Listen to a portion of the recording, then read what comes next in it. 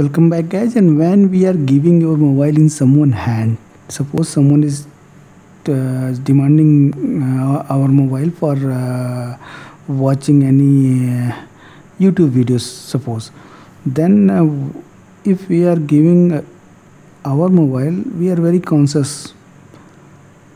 Why? He may open other things also. So in that case, I am going to tell you one simple trick you should know. So if you like, please watch the video till end. If you like that video, after watching it, please do consider to subscribe this channel. Go to the setting and here go to the biometric and security.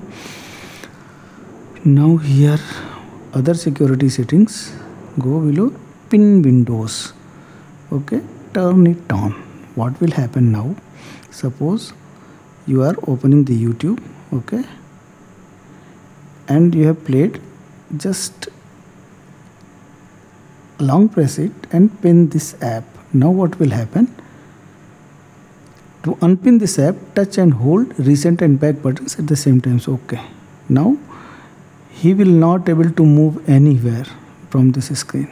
Okay, if we have to move, this has to be like that only. Now pattern has to be entered. Even if he is holding that, pattern has to be entered, which only you know. So your mobile will be safer.